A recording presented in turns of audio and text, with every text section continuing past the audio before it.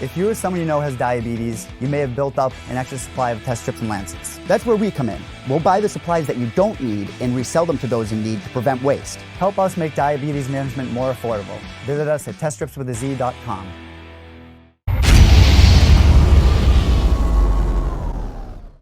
All right, back of the show is Michael Stack. He returns to action next Friday, November 22nd, taking on Brian Mitchell at LFA 79. What's going on, man? How are you? Not a whole lot. Hey, thanks for having me on again. Absolutely. It's great to have you back on.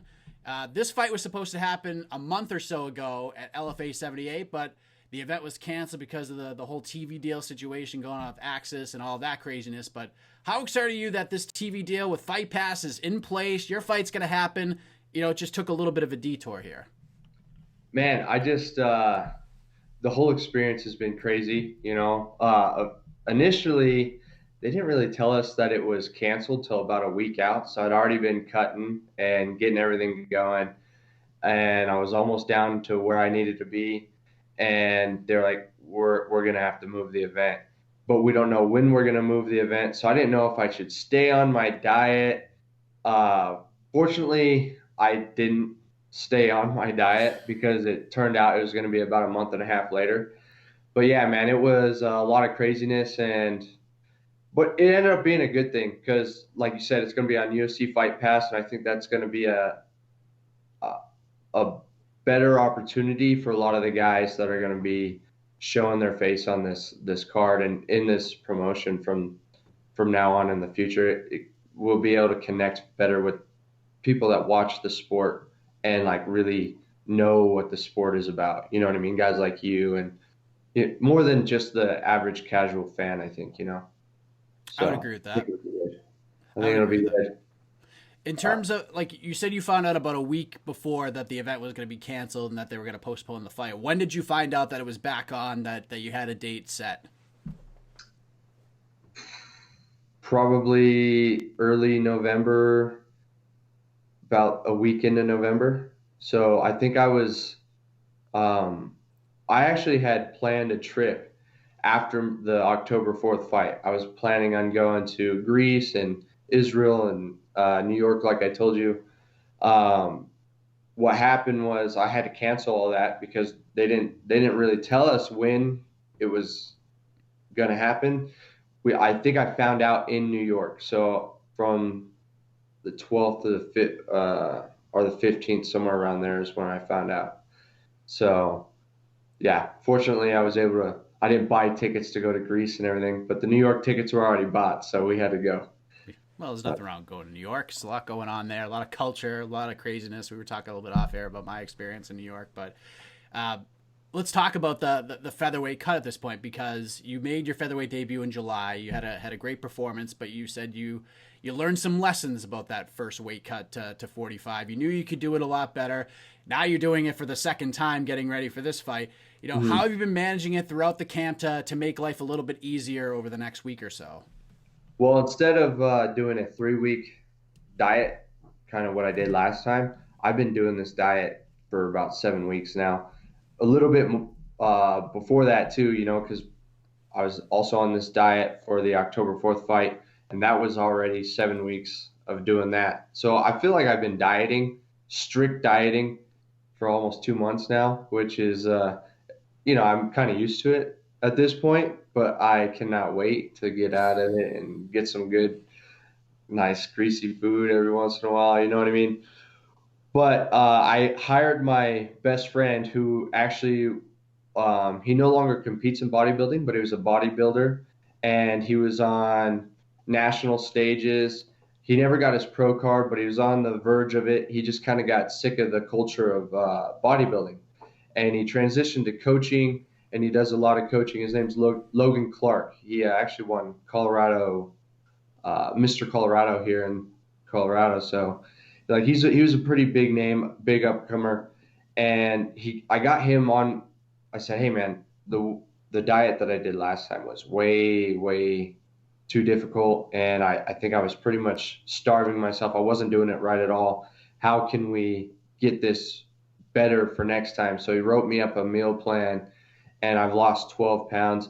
I'm coming at the weight I'm coming in right now today at the weight I was starting my water cut for my last fight. So it's been significantly better. I feel healthier. I don't feel fatigued as far as where I just can't get up off the couch, and I'm not starving myself. I'm still eating 4 times a day. And so what he's done with this plan has been so much better than what I thought. Just listening to your body was like, you know what I mean? So I was like, I'll just cut all the food out and just listen to my body. And that's not the way it is. And this has been a lot significantly better.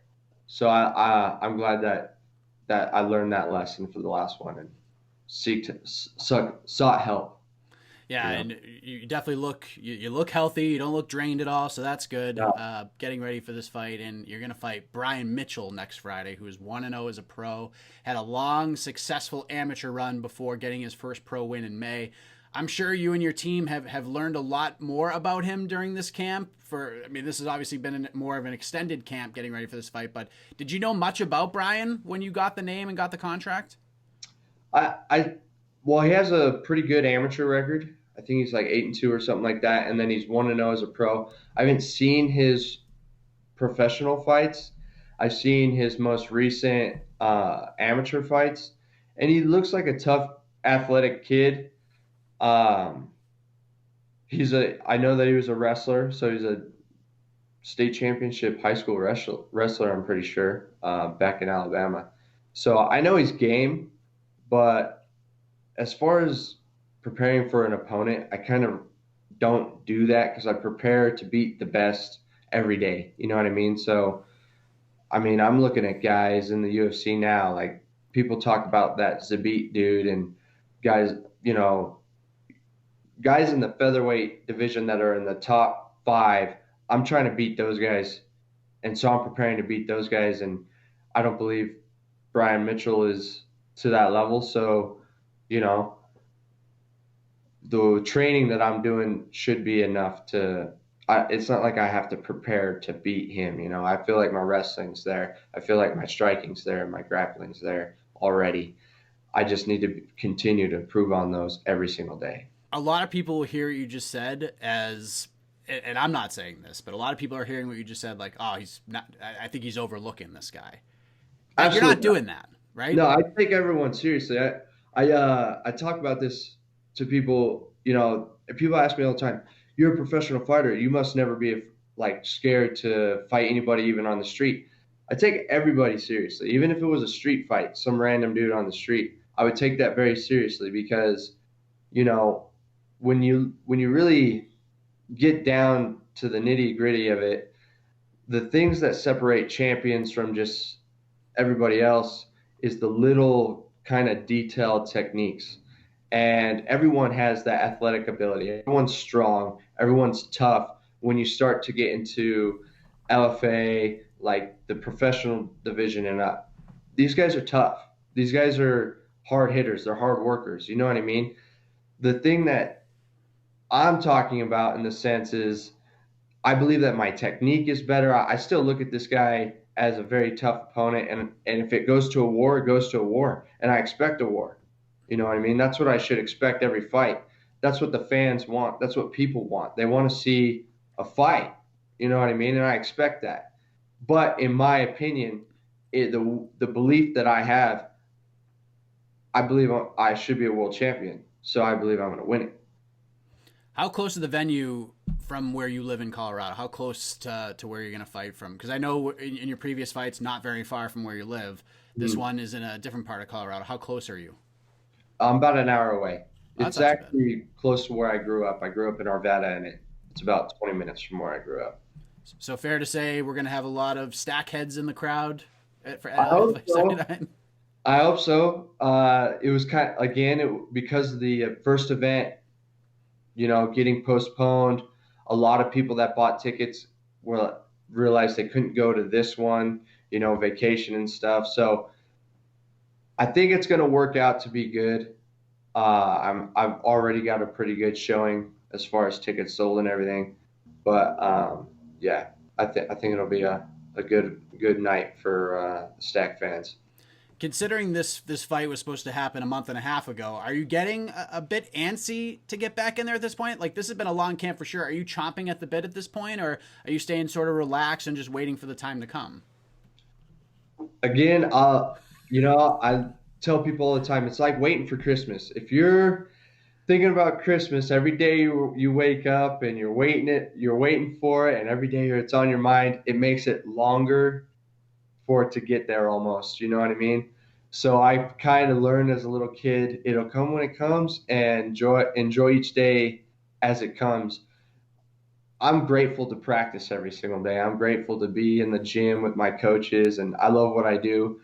And the day in and the day out grind is the best part of one of the best parts of this sport. Obviously, going out winning and uh, doing it in front of a whole crowd is a totally different thing, and it's an incredible experience on its own. But the day in, the day out, that's what like really makes it worthwhile, and that's what I like doing anyway. So, I'm just living life the way it is, and when it comes, it comes. How did the transition go once the postponement happened? Like, did you have to take a step back to make sure you didn't peak too soon or anything like that? Like, what was that like for you? Well, fortunately, I did go to New York, and I got to have a vacation and get my mind off of. I didn't get it off fighting. My mind's always on fighting, but I got to relax a little bit and enjoy life in the sense of not working and be with my girlfriend and see some scenery and do a little bit of shopping. We did some shopping out there, maybe too much shopping, but no. So I got that little down period, and when it was time to get back to business, I was ready, and it was I'd like to honestly never have to take too much downtime, anyways. I like going and constantly improving. I feel like that's what is boring if you're not. What else am I gonna do? You know what I mean? Can't go on vacation forever. That's a good point. How long you been with your girlfriend for? We're going on 3 years in February, so a little while. And how is she with? I mean, how is she with the fight? It takes a certain special somebody to understand the fighter mentality and what you guys go through and what the fight game is like. Like, it's hard to find somebody that understands all of that. How understanding has she been, and what has that been like? She's perfect, honestly. Super supportive. Her dad and her brothers were wrestlers. So her dad actually wrestled for CU when CU had a wrestling team down at Colorado University. And like they were pretty high level wrestlers. So she's used to like the cutting and like the hanger. I get a little hangry sometimes. But she's extremely supportive. She's actually designing my new fight shirts for me this time around, and they look great. One day we were driving down the highway, and I just kind of had this idea of what I wanted on my shirt, and she was able to draw it up and put it on. She almost had like the same idea in her head. So it's cool to have her. She's a great support, and she's a great partner. It helps me a lot. I believe you're on the prelims of this card, right? Is your fight gonna air on Fight Pass? I didn't know. I didn't know if I was on the prelims or not. I thought I was uh, on the main card, but I'm not sure. They haven't really told me. Do you know the exact? I Do you know? don't.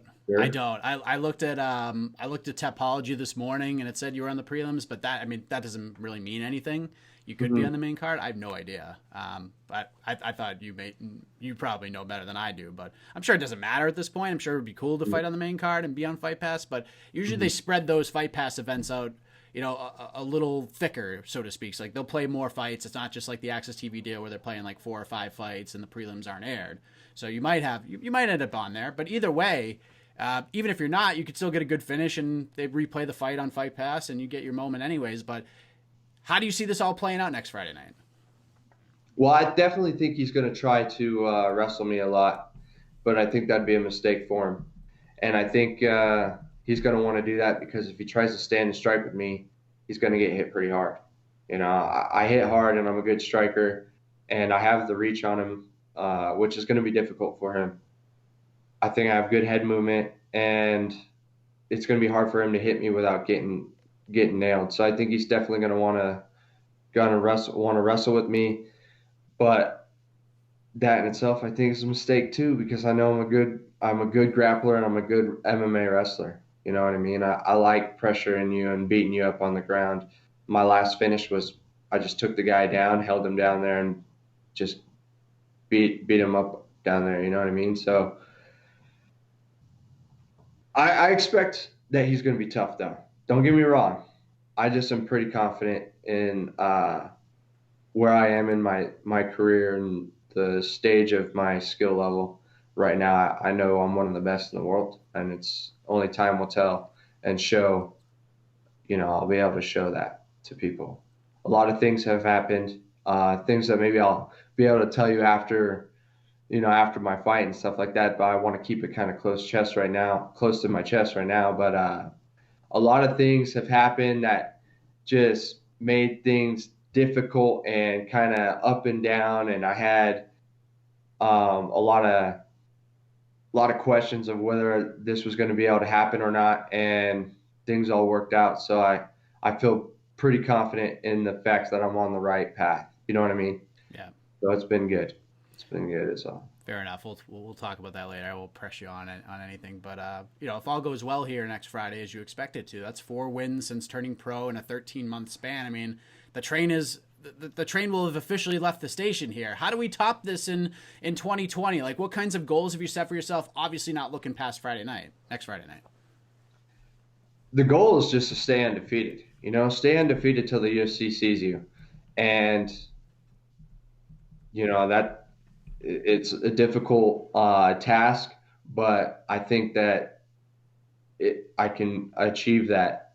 That's pretty much all I've really thought about. Is I just got to stay undefeated till the UFC picks me up, and then after that, stay undefeated till I get to the belt. So at this point, the goal is don't lose, right? So, I mean, I think if you can pretty much keep that mindset and keep that momentum going, everything else will work itself out. It speaks for itself, Of course, you got to be putting on exciting fights. Who wants to watch someone who's undefeated that's boring as hell to watch? But so you can win. You can win, and you get to crush the holidays, Thanksgiving, the Christmas and all that stuff. You'd be good to go. That should be the goal. Yeah, that at this point, that's all I'm looking at. Is a win, and then enjoy some Thanksgiving feasts. Yes, I've really got a good experience with sweet potatoes lately. I love sweet potatoes, so good thing Thanksgiving's coming up because there's a lot of sweet potato dishes. So. Oh man, Thanksgiving's such a challenge, man. It's such a challenge because everything looks so good, and you double up, and you always feel like crap afterwards. But then you go back for more after. I mean, it's just a day of ups and downs. Great day. I think I'm gonna skip the turkey though. Maybe choose some steak or not steak, some chicken. I'm a big fan of chicken, man. I don't like turkey that much. Oh my God. I mean, it's almost like it's. Depending on the type of chicken you make, it's very similar. I mean, it looks the same. It's just got a little bit of a different taste to it. You're less tired, so I get that aspect of it. You're a big turkey that was called. Well, I just don't understand why turkey's always the go-to. I mean, I'd rather have some hot wings. Or, maybe I'm just that's maybe my cravings speaking right now, but turkey's not hitting the spot for me. I don't think this Thanksgiving. All right. Well, I mean, stuffing for sure. I'll get some stuffing. Oh yeah, absolutely. Sure. Pumpkin pie. You a pumpkin pie guy? Yeah, I think I'll get some pumpkin pie. I do like some chocolate satin pie a little bit better though, so maybe that'll be. We got this place right next to my house. Get some nice chocolate brownies. Maybe we should talk about this, bro. I was gonna no more time to go. I haven't had breakfast yet. I'm a little hungry. All right, fair enough. Michael Stack returns to action next Friday. LFA 79 taking on Brian Mitchell. Excited for this fight. Excited LFA has a new home with UFC Fight Pass. Before we let you go, man, let the folks know where they can find and follow you on the web, social media, any shout outs, anything else you want to get off your chest. The floor is yours. Yeah. So on Instagram, it's going to be Michael Stack _MMA. On Twitter, it's just Michael Stack MMA. And I want to shout out my buddy Logan Clark, the guy who's been helping me out with my my diet plan. Man, it's been significantly better, and my physique looks better. I look shredded. I look like I could go do a bodybuilding competition. I feel good. So if anyone's interested on that, hit me up on my Instagram, and I'll get you guys the DM. His is ram.fitness. So thanks, Mike. All the best to you, and I will make sure the thumbnail for this conversation will show you with a less punchable face. Yeah, that'd be nice. That'd be nice. And, I do want to say, hey, I'm not looking over. I know it kind of come off that way. I'm not looking over this guy, Brian Mitchell. I think he's a tough kid. He's coming out of a good gym. But I just know where I am. I know how good I am. So, I'm pretty confident in my abilities. But, again, thanks again, Mike. Yeah, absolutely. We look forward to seeing those abilities next Friday night. Thanks, man. I appreciate it. Thank you.